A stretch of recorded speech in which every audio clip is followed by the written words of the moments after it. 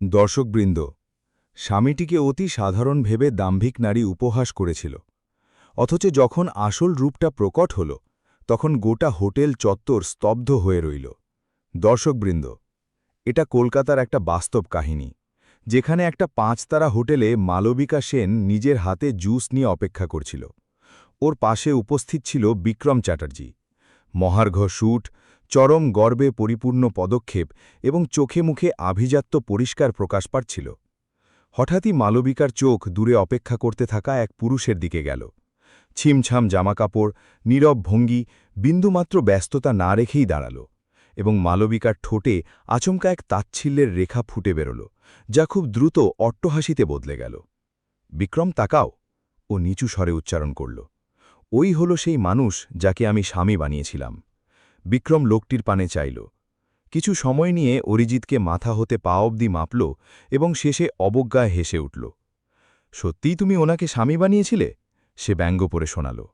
মালবিকা গ্লাসে চুমুক দিল এবং কোনো সংকোচ ছাড়াই জানাল, হ্যাঁ, এবং ওটা আমার জীবনের অন্যতম বাজে সিদ্ধান্ত ছিল। অরিজিৎ শুধু কয়েক হাত তফাতে উপস্থিত ছিল।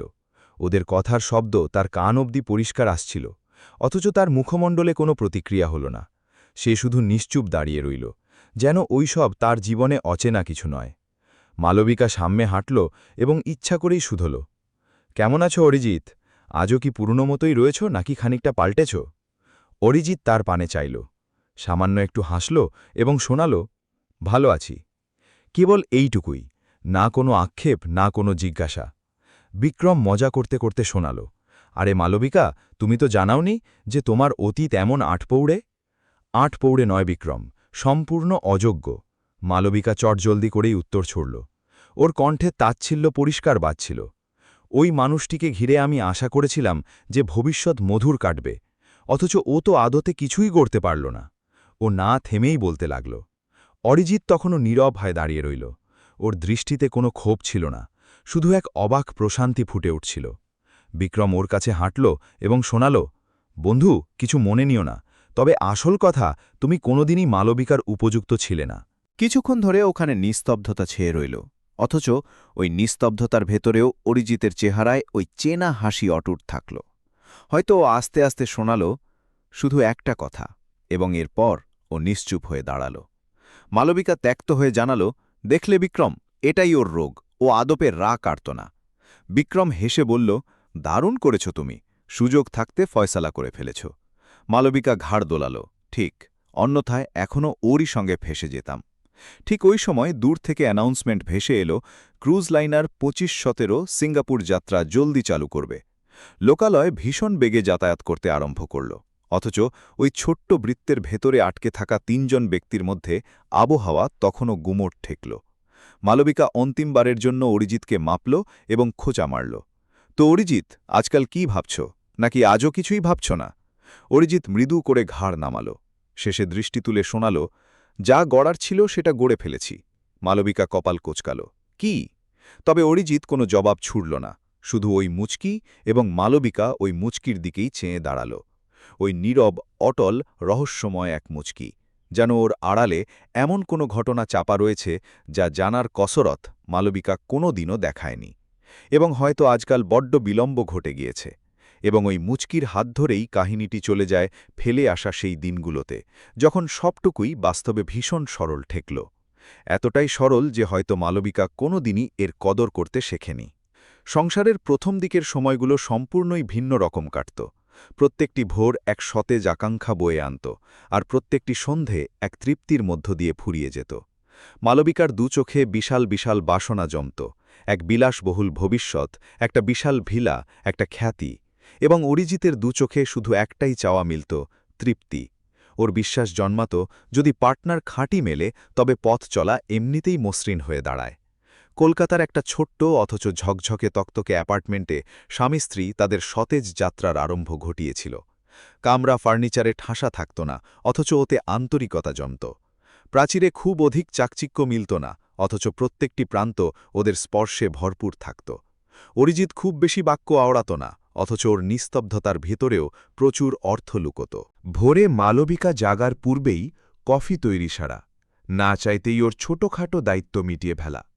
অনেক রাত অবধি ডিউটি খাটার পরেও আনন্দিত মুখে ওর পাশে থামা এগুলোই ছিল ওর প্রেম নিবেদনের ধরন।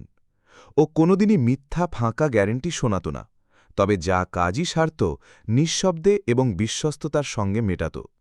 প্রথম দিকে মালবিকার এগুলো চমৎকারী বোধ হতো। ও অরিজিতের সাদামাটা স্বভাবের ভেতরে এক ভিন্ন ধাঁচের নির্ভরতা খুঁজে নিত। তবে আস্তে আস্তে ওর মননে কিছু একটা পাল্টাতে আরম্ভ হল। বহিরাগত দুনিয়া ওকে আকর্ষণ করল। ডিজিটাল প্ল্যাটফর্মে মেলা আড়ম্বর, বান্ধবীদের লাইফস্টাইল, মহার্ঘ গিফট, বিশাল 4 চাকা, এগুলো ওর চোখে নিজের বর্তমানের চাইতে অধিক লোভনীয় ঠেকতে আরম্ভ করল। ওর ধারণা জন্মাতে থাকল যে ওর লাইফস্টাইল ভীষণভাবে থমকে দাঁড়াচ্ছে। কামরার সাদামাটা চেহারা আজকাল ওকে আদৌ তৃপ্তি যোগাত না, উল্টে জঞ্জাল বোধ হতে থাকল। দিন বদলের সঙ্গে সঙ্গে এই ক্ষোভ আস্তে আস্তে তিক্ততায় বদলে গেল। মালবিকা আজকাল প্রত্যেকটি তুচ্ছাতিতুচ্ছ ব্যাপারে ত্রুটি বার করতে নামল। ও অরিজিৎকে কৈফিয়ত চাইতে আরম্ভ করল। তুমি আদতে কি পারো? এতগুলো কাল কেটে গেল, তুমি কি কামাই করেছ? অরিজিৎ প্রত্যেকবারই মুচকি হেসে প্রসঙ্গ কি উড়িয়ে দিত, কিংবা শুধু এইটুকু শোনাত, সব স্বাভাবিক হয়ে আসবে। অথচ এই জবাবটাই মালবিকাকে সবচাইতে বেশি রাগান্বিত করে তুলল। ওর ধারণা জন্মাত অরিজিতের ভেতরে বিন্দুমাত্র উচ্চাশাই নেই, যেন ভবিষ্যতে বড় হওয়ার কোনো তাগিদই ওর জাগে না। আস্তে আস্তে ওদের ভেতরের ফাঁক চড়া হতে থাকল। যেথায় পূর্বে গল্পগুজব জমত, সেথায় আজকাল নিস্তব্ধতা রাজত্ব করতে আরম্ভ করল। যেথায় পূর্বে একত্রে খুনসুটি মজা জমত, সেথায় আজকাল অবজ্ঞা এবং আক্ষেপ ধেয়ে এল। মালবিকা আজকাল আপন বান্ধবীদের সঙ্গে কম্পেয়ার করতে নেমে পড়ল। তাকাও, ওদের বরগুলো কত কিছু করছে, আর শুধু তুমি রয়েছ।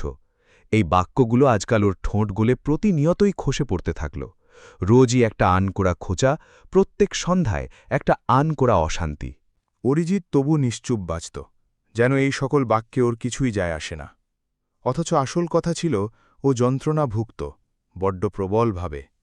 ও শুধু ওটা জাহির করতে ইচ্ছুক ছিল না। ও প্রত্যেকবারই মানত যে এটা হয়তো শুধু একটা ক্ষণস্থায়ী দশা, হয়তো সব স্বাভাবিক হয়ে আসবে। অথচ অবস্থা ভালো হওয়ার পরিবর্তে অধিক জঘন্য হয়ে দাঁড়াল। মালবিকার ক্ষোভ আজকাল ওর ভাষাতে পরিষ্কারভাবে ঝরে পড়ছিল। একদা তর্ক এতটাই চরমে পৌঁছাল যে অশান্তি গণ্ডি পার করল। মালবিকার রুষ্ট হয়ে শোনাল, তোমাকে দিয়ে কিচ্ছু ঘটবে না অরিজিৎ, তুমি সম্পূর্ণ একটা অযোগ্য লোক। এই শব্দগুলো কামরায় অনুরণিত হতে বাজল, যেন কেউ প্রাচীরে ধাক্কা মেরেছে। কয়েক সেকেন্ডের খাতিরে সব দিক নিস্তব্ধ হয়ে রইল। অরিজিৎ ওর দৃষ্টির পানে চাইল, যেন ও কিছু শোনাতে ইচ্ছুক, যেন ও ওকে শেখাতে ব্যাকুল। অথচ শেষে ও নিজেকে সামলে রাখল। ও দৃষ্টি ঝুঁকিয়ে দিল। হয়তো ও টের পেয়েছিল যে আজকাল আর বাক্যের বিন্দুমাত্র মূল্য বাঁচেনি। ওই সন্ধ্যাতেই মালবিকা ফয়সালা সেরে ফেলল যে ও আর এই বন্ধনে বাঁচতে ইচ্ছুক নয়। ওর কাছে এই বন্ধনটি আজকাল একটা জঞ্জাল হিসাবে ঠেকেছে। আগামী সকালেই ও ডিভোর্স নেওয়ার প্রসঙ্গ পাড়ল। অরিজিৎ না কোনো জিজ্ঞাসা জানাল, না কোনো ক্ষোভ উগড়াল, এবং না ওকে ঠেকানোর চেষ্টা করল। ও কেবল একটি বাক্যই জানতে চাইল, এটাই কি তোমার অন্তিম ফয়সালা? মালবিকা 1 সেকেন্ডও না কাটিয়ে সম্মতি জানিয়ে দিল। সেই একটা সম্মতি কালের পর কাল নিয়ে তৈরি হওয়া গাঁটছড়া চুরমার করে ফেলল। সেই একটা কথা চূর্ণ করল ওই সবটুকুই যা কোনো কালে মধুর লাগত। কোর্টের তারিখ এগিয়ে এল, চারপাশ নিস্তব্ধ ঠেকল, অথচ ওই নিস্তব্ধতার ভেতরে প্রচুর স্বপ্ন গুড়িয়ে যাচ্ছিল। দলিল টেবিলে পাতা রইল, আর কেবল একটা স্বাক্ষরে সমস্ত কিছু খতম হয়ে যাওয়ার কথা উঠল। মালবিকার হাবভাবে এক অচেনা দৃঢ়তা মিলল, যেন ও খাঁটি ফয়সালা বেছেছে। ওর বোধ জাগছিল যে এরপর ওর লাইফস্টাইল বহুগুণ চমৎকার হয়ে দাঁড়াবে। এরপর ও ওই সমস্ত কিছু ছুঁতে পারবে যা ও খুঁজত। অরিজিৎ পেন টেনে নিল, পুনরায় ওর পানে চাইল, আর কিছু না জানিয়েই স্বাক্ষর মিটিয়ে ফেলল। না কোনো জিজ্ঞাসা, না কোনো বচসা, না কোনো কান্নার ধারা। যেন ও পূর্ব হতেই বুঝত যে এই সময়টা নামবে, যেন ও অতীত হতেই সমস্ত কিছু হজম করেছিল। মালবিকাতেও স্বাক্ষর মিটাল, আর হাঁটার কালে অন্তিমবারের জন্য শোনাল, তুমি বাস্তবে কোনোদিনই এগোতে পারবে না, তোমার ধাঁচের লোকেরা আজীবন ওইখানেই আটকে মরে। অরিজিৎ ওই সময়েও কিছুই জানাল না। শুধু সেই মুচকি হাসিটি ওর ঠোঁটে ভেসে এল, ওই মুচকি যা ভবিষ্যতে ওর সর্বাপেক্ষা বিশাল হাতিয়ার হয়ে দাঁড়াতে যাচ্ছিল। কোর্ট হচ্ছে নামতেই দুজনের রাস্তা ভিন্ন হয়ে দাঁড়াল। মালবিকা জলদি কদমের সামনে হাঁটল, যেন ও কোনো জঞ্জাল হতে রেহাই মিলেছে। ও পেছন ঘুরে তাকানোর তাগিলও অনুভব করল না। ওর কাছে এই চ্যাপ্টারটি খতম হয়ে গিয়েছিল। অরিজিৎ ওইখানে খানিকক্ষণ থমকে দাঁড়াল।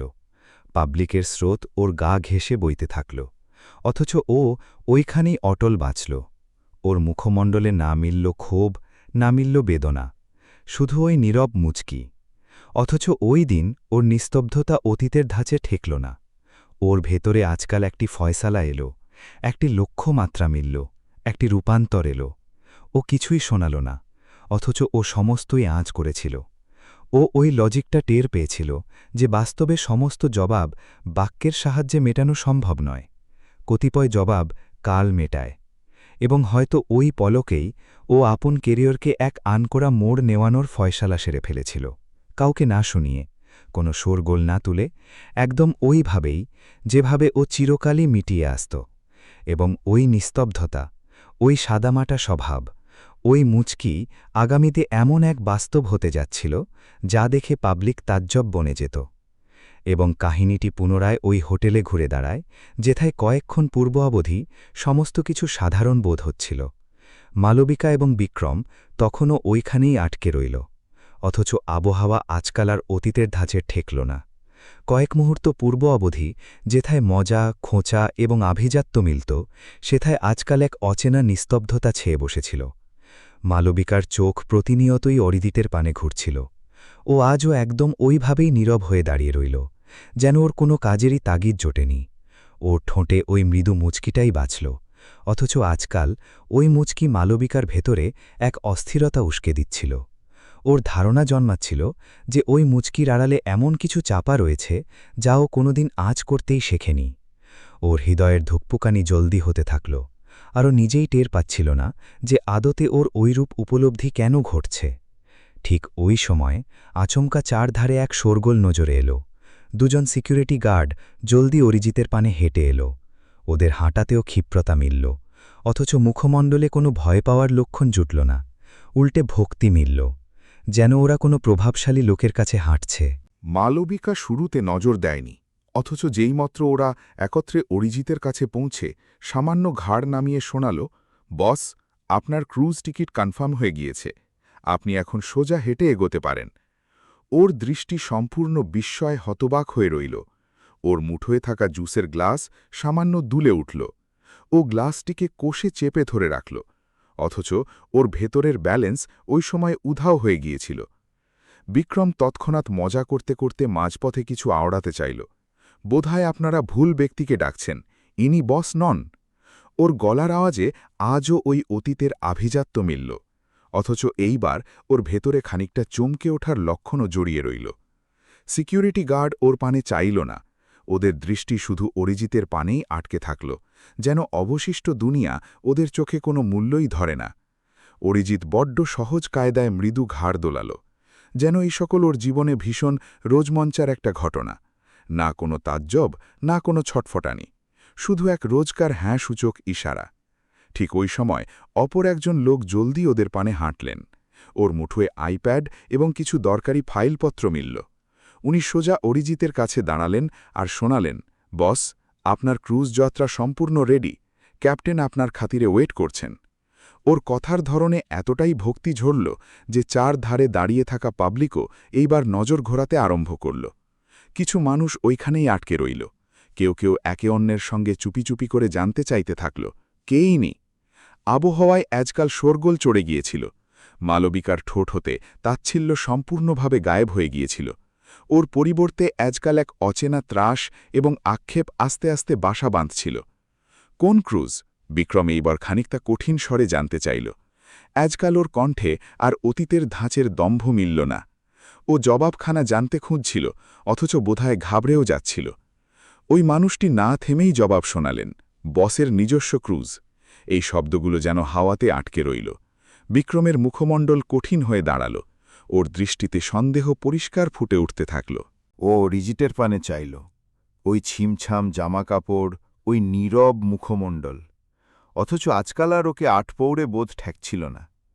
মালবিকার হৃৎস্পন্দন জলদি হয়ে দাঁড়াল, ওর মগজে ওর আপন বাক্যগুলোই অনুরণিত হয়ে বাজল, ওই খোঁচা, ওই বেইজ্জতি এবং আভিজাত্য, যাও কোনোদিন অরিজিতের কাছে উগ্রাত। ওর ওই প্রত্যেকটি ক্ষণ স্মৃতিতে জাগতে থাকল, যবে ও অরিজিৎকে ছোট বানিয়েছিল, ওই প্রত্যেকবার যবে ও শুনিয়েছিল যে তুমি কিচ্ছু বলতে সক্ষম হবে না, ওই প্রত্যহ যবে ও আপন সংসারকে ঘিরে উপহাস করেছিল। আজকাল ওই সাদামাটা স্বভাবই ওর চোখে এমন এক হাতিয়ার হয়ে ফুটে উঠেছিল, যা ও কোনো মতেই আঁচ করতে পারছিল না। ওর অন্তর যেন গভীর হতে চূর্ণ হতে থাকল। ওর প্রথম দিকের ধাঁচে বোধ জাগল যে বোধহয় ও বড্ড বিশাল একটা অপরাধ করে ফেলেছে, এমন একটা অপরাধ যা আর মেটানো সম্ভবপর নয়। ঠিক ওই সময় সিকিউরিটি গার্ড পুনরায় শোনালেন, বস, সাংবাদিকরা আপনার উপস্থিতির খবর টের পায়নি আদৌ, আমরা আপনাকে ডিরেক্ট পেছনের গেট গলিয়ে বার করব। এই বাক্য কানে যেতেই বিক্রম আস্তে আস্তে এক কদম পিছিয়ে দাঁড়াল। আজকাল ওর চেহারার আভিজাত্য সম্পূর্ণভাবে গায়েব হয়ে গিয়েছিল। ওর স্থান আজকাল ত্রাস এবং অস্থিরতা গিলে নিয়েছিল। ও ফিসফিস করে মালবিকাকে জানতে চাইল, ইনি আদতে কে? অথচ মালবিকার ঝুলিতে এর কোনো জবাব মিলল না। ওর দৃষ্টি কেবল অরিজিতের পানে আটকে রইল, যেন ও প্রথম দিকের ধাঁচে ওকে আসল চেহারায় মাপছে। অরিজিৎ একবার ওর পানে চাইল, ওই অভিন্ন চাউনি, যেটায় না মিলল ক্ষোভ, না মিলল খোঁচা এবং না মিলল জেতার কোনো দম্ভ। শুধু এক নীরব বাস্তব ফুটে উঠছিল, যেন ও সমস্ত কিছু আঁচ করে ফেলেছিল, আর আজকাল ওর আর কিচ্ছু প্রমাণ করার তাগিদ বাঁচল না। মালবিকা ওই চাউনি হজম করতে পারছিল না। ওর বোধ জাগছিল যেন ওর প্রত্যেকটি অপরাধ ওর চোখে ভেসে উঠেছে। ওর অন্তরে বড্ড প্রবলভাবে কিছু একটা চূর্ণ হচ্ছিল। কয়েক মুহূর্তের ভেতরেই সিকিউরিটি গার্ডরা চারপাশের পাবলিককে খানিকটা পেছনে হটিয়ে দিল, আর অরিজিতের খাতিরে পথ ফাঁকা বানিয়ে দিল। লোকজন আজকাল পরিষ্কারভাবেই ওর পানে তাকাতে আরম্ভ করল। কেউ তাজ্জব বনেছিল, কেউ মুগ্ধ, কেউ শুধু বুঝতে খুঁজছিল যে এই মানুষটি আদতে কে। অথচ মালবিকার খাতিরে আজকাল আর এই জিজ্ঞাসাটি কোনো মূল্য ধরে রাখছিল না, কেননা জবাব ওর কাছেই মিলল। অরিজিৎ কিছুই না জানিয়েই হেঁটে যেতে আরম্ভ করল। ওর হাঁটা সম্পূর্ণ অটল ঠেকল, যেন ও বুঝত যে ওকে কোন দিকে এগোতে হবে। ও পেছনে ঘুরে চাইল না। মালবিকা ওইখানেই আটকে বাঁচল। ওর মুঠো আজকাল শূন্য ঠেকল। জুসের গ্লাস কখন ফ্লোরে খসে পড়ল সেটাও বুঝতেই পারল না। ওর দৃষ্টি সজল হয়েছিল, অথচ অশ্রু ওই সময়েও গলে পড়েনি। বোধহয় যন্ত্রণা এতটাই প্রবল ঠেকল যে কান্নার ধারাও ওর পথ হারিয়ে ফেলেছিল। বিক্রম আজকাল সম্পূর্ণভাবে নিশ্চুপ বাঁচল। ও একবার অরিজিৎকে হেঁটে বেরোতে মাপল, শেষে মালবিকার পানে চাইল এবং দৃষ্টি ঝুঁকিয়ে দিল। ওর চোখেও এই বাস্তবখানা কোনো আছাড়ের চাইতে লঘু ঠেকল না, অথচ ও কিচ্ছুই আওড়াতে পারছিল না। অরিজিৎ আস্তে আস্তে পাবলিক হতে তফাতে হেঁটে যেতে থাকল, আর শেষে দৃষ্টির বাইরে চলে গেল। অথচ ওর হেঁটে বেরোনোর পরে যে নিস্তব্ধতাটুকু বেঁধে থাকল, সেটা অতীতের চাইতে অনেকটা অধিক গুমোট ঠেকল। গোটা হোটেল চত্বরের চোখ ওই সময়েও ওই পথেই আটকে বাঁচল, যেদিক গলেও হেঁটে গিয়েছিল। এবং ওই পাবলিকের ভেতরে আটকে বাঁচা মালবিকা প্রথম দিকের ধাঁচেই নিজেকে বড্ড ছোট উপলব্ধি করছিল, কেননা যাকে ও তাড়িয়েছিল আজকাল ওই সকলের মগডালে পৌঁছে গিয়েছিল। এবং ওই উপলব্ধির হাত ধরেই মালবিকার দুনিয়া আস্তে আস্তে চূর্ণ হতে থাকল। হোটেলের ওই পাবলিক, ওই শোরগোল, ওই চাঞ্চল্য, সমস্ত কিছু যেন ঘোলাটে হয়ে দাঁড়িয়েছিল। অরিজিৎ হেঁটে গিয়েছিল এবং মালবিকা ওইখানেই আটকে বাঁচল, যেন কেউ ওর কদমে বেড়ি আটকে রেখেছে।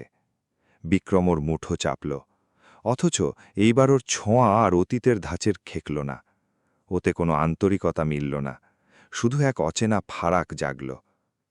হাঁটো এদিক হতে, ও ফিসফিস করে শোনাল। মালবিকা কিছুই না জানিয়েই ওর পাশে এগোতে আরম্ভ করল, অথচ ওর মগজে শুধু একটাই চেহারা প্রতিনিয়তই জেগে উঠছিল, অরিজিতের ওই নীরব মুখমণ্ডল, ওই মুচকি যা আজও ওকে ফালা ফালা করছিল। ভিলায় ঢোকার পরে সমস্ত কিছু পাল্টে গিয়েছিল। পূর্বে যেথায় বিক্রমের প্রত্যেকটি বাক্য মধুর ঠেকত, আজকাল ওই বাক্যগুলোই অন্তঃসার শূন্য আর বরফ জমাট বোধ হতে থাকল। মালবিকা জোর জড়ো বানিয়ে ওকে শোনাল, বিক্রম, আমার তোমার সঙ্গে একটা দরকারি আলোচনা রয়েছে। বিক্রম মোবাইলে আটকে বাঁচল।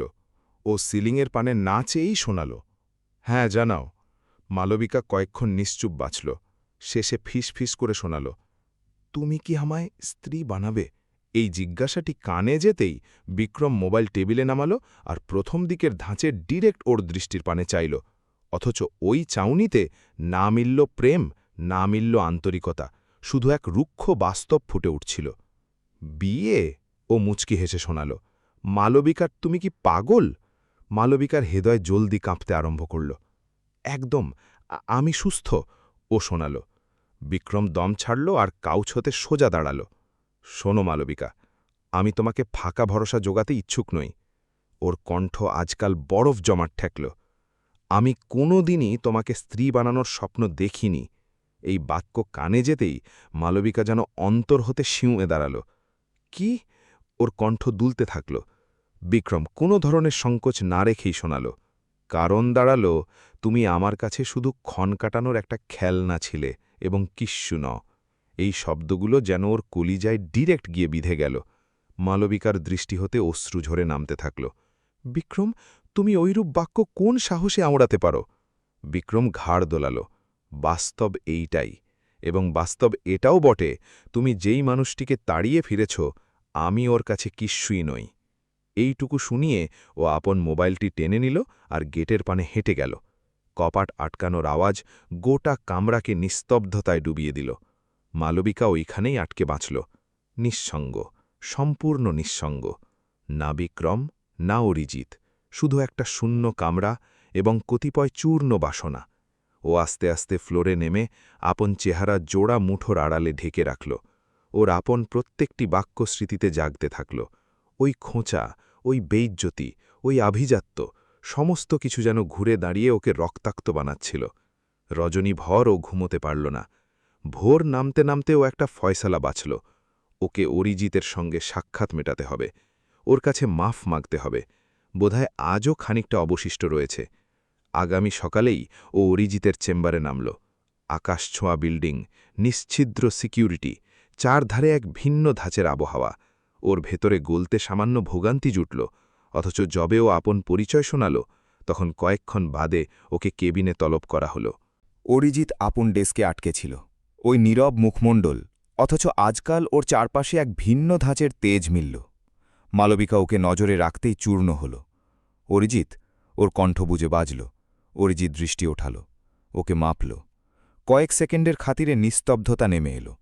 মালবিকা ওর পানে হেঁটে গেল আর ফুপিয়ে শোনাল, আমার ভীষণ বিশাল অপরাধ ঘটে গিয়েছে। আমি তোমাকে আজ করতেই শিখিনি। কৃপা দেখিয়ে আমায় মাফ বানিয়ে দাও। অরিজিৎ কয়েকক্ষণ ওর পানে চেয়ে দাঁড়াল। ওই চাউনিতে না মিলল বিতৃষ্ণা, না মিলল আক্ষেপ, শুধু মিলল এক চরম অবসাদ এবং বাস্তব। যেন ওই পলকটির খাতিরে অতীত হতেই রেডি বাঁচল, যেন ও আপন অন্তরকে শান্ত করে ফেলেছিল। শেষে ও আস্তে আস্তে সোজা হাঁটল। কামরায় নিস্তব্ধতা নেমে এলো, এতটাই চরম নিস্তব্ধতা যে মালবিকার ধুকপুকানি অবধি কানে বাজতে থাকল। ও নীরব কণ্ঠে শোনাল, আমি তোমাকে মাফ বানিয়ে দিলাম মালবিকা।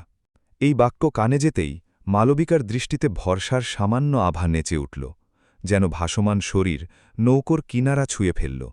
ওর বোধ জাগল, বোধহয় আজও সমস্ত কিছু খতম হয়ে যায়নি, বোধহয় একটা চান্স আজও অবশিষ্ট রয়েছে।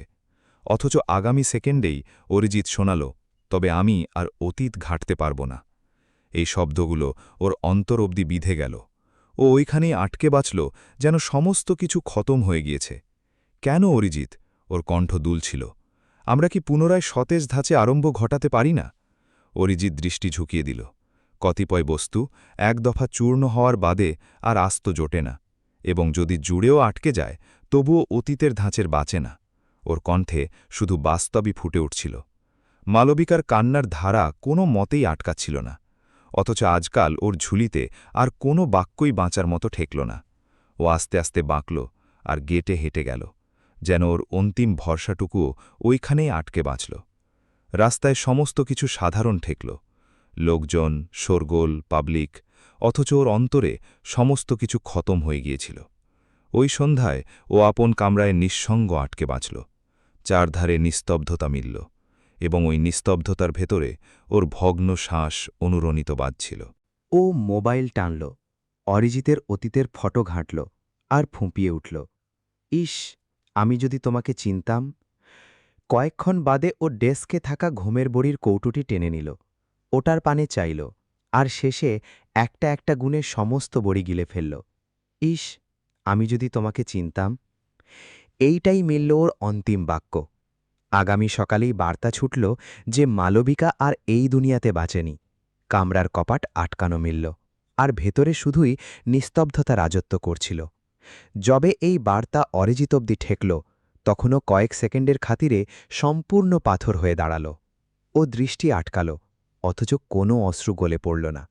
বোধহয় যন্ত্রণা এতটাই প্রবল ঠেকল যে কান্নার ধারাও আপন রাস্তা হারিয়ে ফেলেছিল। ও শুধু গ্রিলের বাইরে চাইল আর দম ছেড়ে বাঁচল। আজকাল নিস্তব্ধতা কেবল হোটেল চত্বর অবধি আটকানো ঠেকল না, ওটা একটা অস্তিত্বের খতমের বাদে চার ধারে ছেয়ে গিয়েছিল।